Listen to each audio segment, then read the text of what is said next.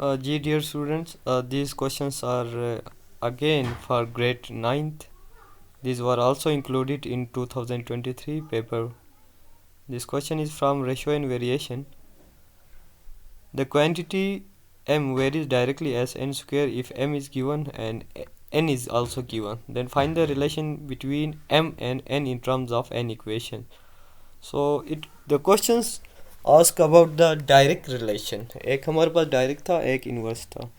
सो inverse में हम fraction में लिखते थे और डायरेक्ट में हम एक कांस्टेंट क्रिएट करके प्रोपोर्शनलिटी कांस्टेंट को हटा के हम एक कांस्टेंट क्रिएट करते थे.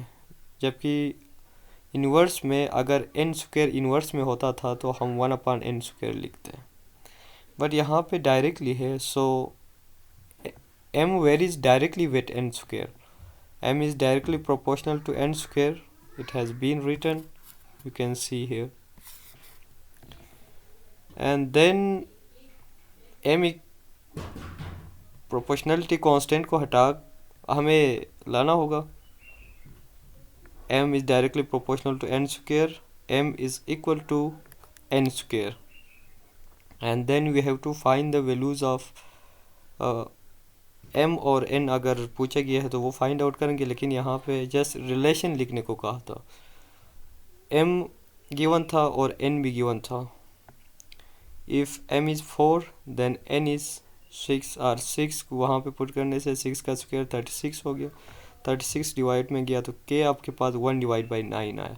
इसी 1/9 को आपने m equal to k n square में आपने सब्स्टिट्यूट करना है. So that the relation between m and n in terms of n equation can be written as m equal to 1/9 n square. Coming towards next question, matrices and determinant से related, जिनमें आपसे कहा गया कि for the matrices given s and t find the matrix s minus T और फिर 2 से multiply किया है. s और t गिवन है तो करस्पॉन्डिंग एंट्रीज को आपने माइनस करना है. जैसे 2 minus 0 minus 1 minus 1 minus 2 s minus into minus s, so that will be 2s. And 4 minus into minus 1 because s minus T करना है, s मैट्रिक्स माइनस टी. वो मैट्रिक्स आने के बाद 2 से मल्टीप्लाई करना है. फर्स्ट क्वेश्चन में तो यही कहा है उसके फर्स्ट पार्ट में, लाइक s माइनस टी. ये जो मैट्रिक्स आया है 2 minus 2 2s and then 4 minus into minus 1 that was 5. और उसी को 2 से के साथ मल्टीप्लाई भी किया है. आप देख सकते हैं कि यहाँ पे ऊपर राइट साइड पे टॉप पे. एंड देन सेकंड पार्ट में जब 2 से आप मल्टीप्लाई करते हैं तो हर एक एंट्री को आप मल्टीप्लाई करते हैं. And then find the value of s minus T is a singular. एक सिंगुलर मैट्रिक्स हुआ करता था, एक non singular. Singular means we have to calculate the determinant. अगर डिटरमिनेंट इक्वल टू 0 आता है तो वो सिंगुलर मैट्रिक्स हुआ करता था. सो इसका मैट्रिक्स हमने कैलकुलेट करके इक्वल टू 0 रखना है और यहाँ पे इन टर्म्स ऑफ s आएगा डिटरमिनेंट. सो s यहाँ पे राइट साइड पे 0 है तो वहाँ से फाइंड आउट कर सकते हैं. सो देखिए कि 5 को 2 के साथ मल्टीप्लाई करने से 10 आया. And then 2s multiply minus 2 that is minus 4s. एक डिटरमिनेंट वाले माइनस ने उसको प्लस किया, उसके बाद 10 plus 4s equal to 0 and you have to find out s that is minus 5/2 आ रहा है आफ्टर सिंप्लीफिकेशन.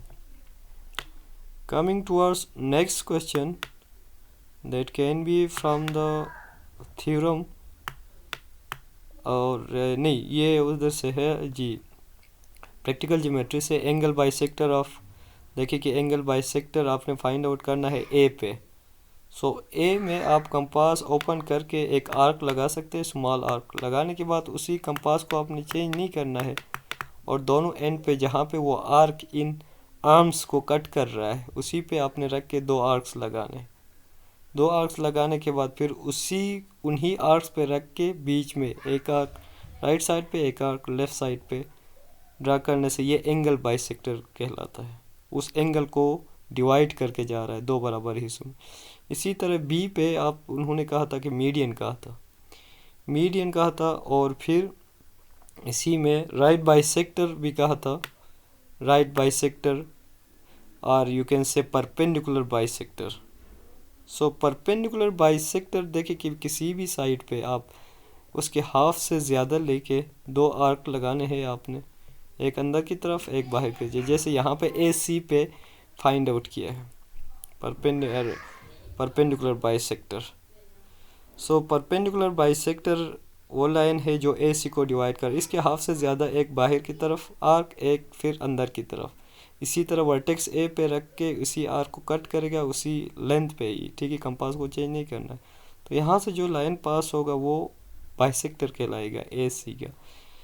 इसी तरह उसी यहाँ पे ये परपेंडिकुलर बाइसेक्टर या राइट बाइसेक्टर जहाँ पे कट करके जा रहा है, उसी से अगर दूसरे अपोजिट साइड पे वर्टेक्स आप अगर मिलाते हैं तो वो क्या कहलाता था, मीडियन कहलाता था। बाकी ये है कि एल्टीट्यूड, देखिए कि एल्टीट्यूड किसी साइड पे परपेंडिकुलर हो सकता है, एल्टीट्यूड वो लाजमी नहीं कि मिड पॉइंट से गुजरे। एल्टीट्यूड और परपेंडिकुलर बाइसेक्टर में यही तो डिफरेंस है कि एल्टीट्यूड कहीं पे भी परपेंडिकुलर है, जबकि राइट बाइसेक्टर या परपेंडिकुलर बाइसेक्टर वो क्या करता है, बाइसेक्ट करके बराबर हिस्सों में डिवाइड करके उसी लाइन को आगे क्रॉस कर रहा है।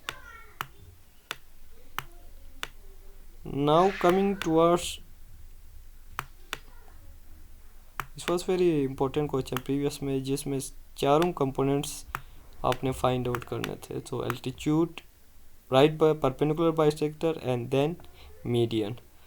एंड इन दिस डायग्राम बहुत ही आसान आर पूछा गया है और फिर find unknown angle A. R देखिए कि हम फाइंड आउट कर सकते हैं, इसको एक ट्राइंगल कंसीडर करके दो एंगल्स अगर हमें पता हो तो हम थर्ड फाइंड आउट कर सकते हैं। सो 95 ये है तो ओ के राइट साइड पे देखिए ये भी 95 है, because these are vertical opposite.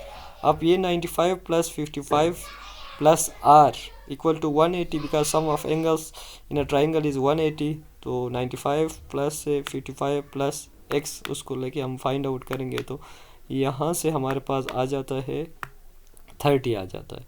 इसी तरह m, find the value of m कहा है।